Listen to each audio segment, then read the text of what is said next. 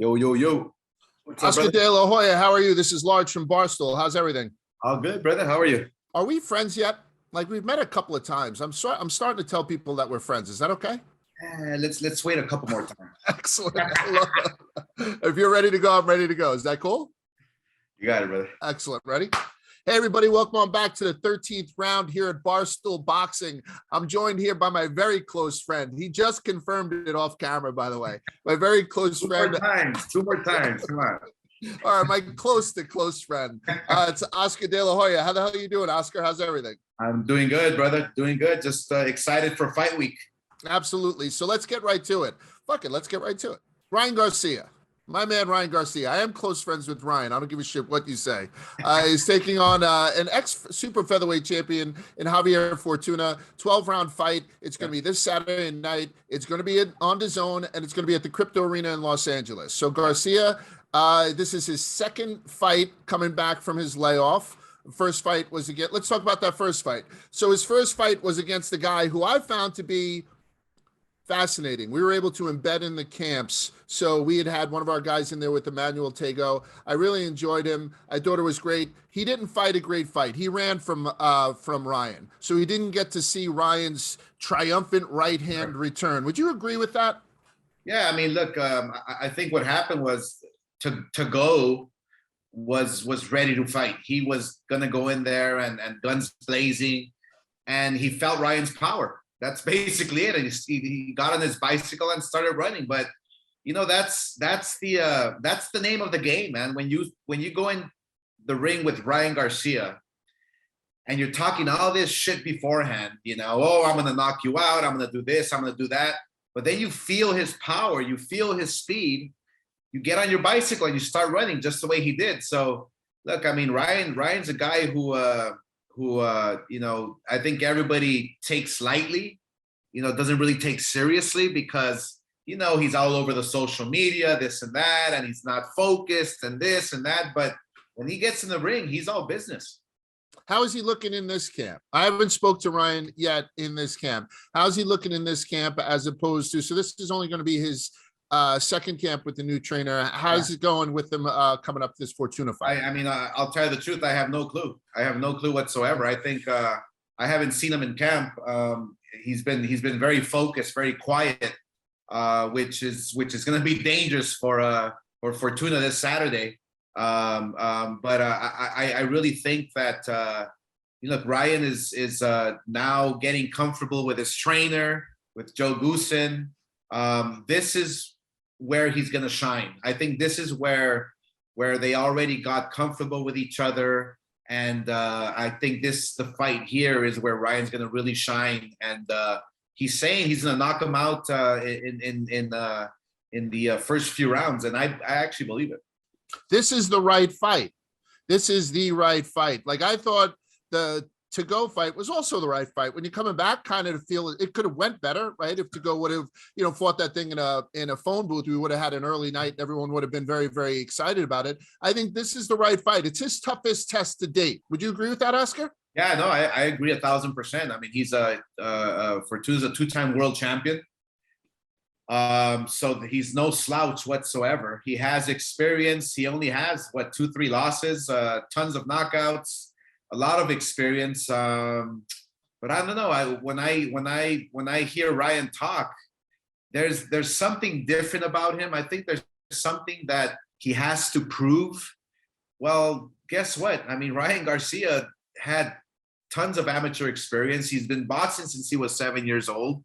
I think Saturday night at the Crypto Arena, I think we're gonna see a Ryan that we've never seen before. He's gonna have a chip on his shoulder. He's gonna come out guns blazing, and hopefully Fortuna doesn't run. Let's compare him to one of the all-time greats. Let's compare Ryan all-time greats. Oscar De La Hoya. Oscar De La Hoya was 31-0 before he finally had that loss. But before that loss, you had taken on some top-tier competitors. Ryan Garcia is 23 years old. He's 22-0. 22-0. And so now this is the time where he makes that leap to that second tier of competition in a division that is flaky. Right. I don't know who the fuck Teofimo Lopez is anymore. I have to find that out. I don't know if George Kambosos was for real because we don't know where Teofimo was. Sure. I don't know where Lomachenko is right now. Right. I don't know if Devin Haney is the real deal. So there is a sexy, flaky division, and Ryan Garcia is about to cast himself into that. Where the fuck is Tank Davis? What do you think will then be next? You can look forward, a fighter can't. What do you think is next for Ryan Garcia in this division? Look, I mean, Ryan Garcia has been very vocal on fighting Tank Davis. So look, if Ryan Garcia winning this Saturday at the Crypto Arena, boom, let's make that fight happen. Let's make it happen. I have no issues whatsoever making it happen. If Ryan, he wants that fight, let's go. I'm thinking about November. Yeah, Ryan Garcia wants Tank Davis, so I'm gonna do everything I can to make that happen, to make that fight happen. I would sleep out for tickets. Ryan went so far as saying he's going to take a goddamn camera crew with him throughout the negotiations. So he's going to put everything on speakerphone and have it locked down, because a lot of times when us fight fans, casuals and otherwise, hear that stuff is being made up and then it gets dropped last minute, we never know who pulled out or for what reason. So if there's a one time where this is actually documented, that's revolutionary. That changes the whole promotional game, I think, for fighting. I think I'm all for it. I do have a little issue with it because, you tend to, during negotiations, there should be some type of leverage, to get perks here and there. Yeah. Yeah, I'm all for it. Why not? Shit. Look, let's make these fights happen. I promote the way I fought. I fought the very best, and I want my fighters to fight the very best. All right. I'm not going to tell a long story. I was at a graduation party this weekend. A guy there finds out I cover boxing. We start talking about boxing. Has no idea I'm talking to you this week. Out of nowhere, he says, by the way, Oscar De La Hoya fought everybody. Honest to God, he has no fucking clue that I'm going to be talking to. And I'm like, yeah, you're absolutely right. He did fight everybody. So if you look down the list of everybody that Oscar De La Hoya has fought, you got like Manny and Floyd and Mayorga and Hopkins and Sugar Shane a couple of times, Yuri Boy Vargas, Arturo Gatti, all these guys, Cordy, Julio Cesar Chavez a couple of times, Sweepy, Pernell Whitaker, running famous. Is there anything that you regret? Is there any fight, especially when you see fighters now who kind of go into a little bit of a pocket and don't fight everybody? Are there any of those fights that you regret from some of these monumental, iconic, legendary names that you've fought in your career? Yeah, look, I mean, the Felix Trinidad fight, I think the last 3 rounds where I was trying to coast and get that win by boxing him, I think I don't have sleepless nights over it, but it's one fight that I regret. I should have just finished him. I should have just gone out there and knocked him out. It was such an easy fight. I handled him pretty good, and my corner, the late Gil Clancy, who was Muhammad Ali's or George Foreman's trainer, was telling me, just coast.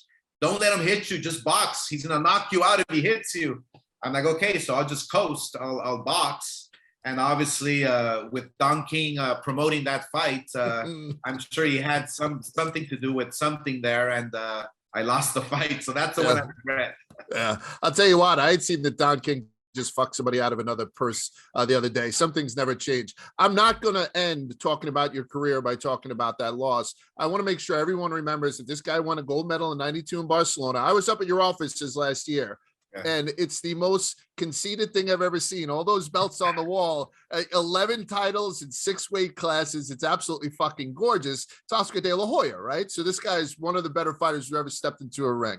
I'm going to just make a small pivot, then I'm going to let you go, Oscar. Zurdo, right? We got this big son of a bitch in the light heavyweight. You happened to tweet out yesterday, WBA mandatory perhaps for Bivol. Sure. Talk to me about that a little bit, because people fell in love with Bivol after he beat up a 5'8" Mexican superhero, but a 5'8" super middleweight Mexican superhero. How do you feel about him maybe against a 6'2", 6'3" Mexican light heavyweight who might be a cruiser?